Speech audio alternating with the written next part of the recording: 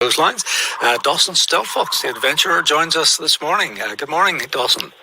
Good morning, everyone. Good morning.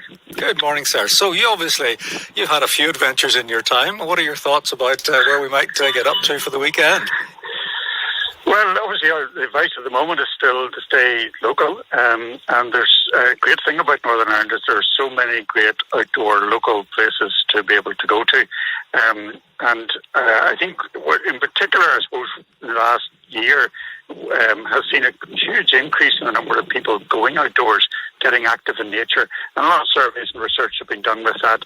And the benefits of that, both physical and mental health benefits, are now fairly well established. But I suppose ultimately people enjoy it being out as well as like even setting aside the benefits, just the pure enjoyment of being outside in nature.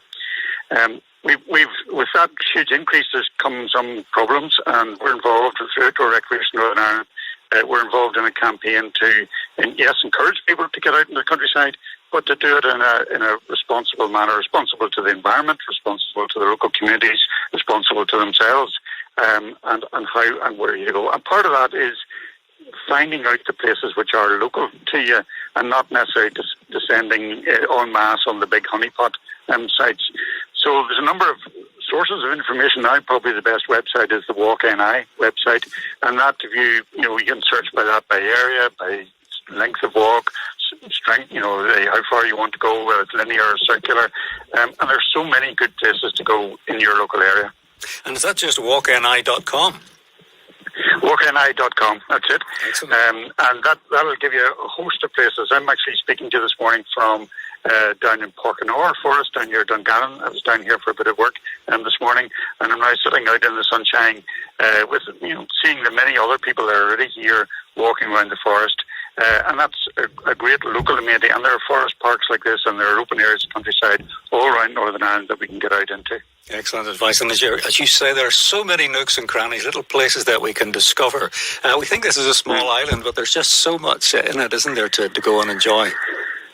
Yeah, it is, and I suppose what we're involved generally is opening up access to the countryside in general. And so forest parks, obviously, there's actually a legal right of access on foot to forest parks, but there are still lots of areas in the countryside which could be opened up more.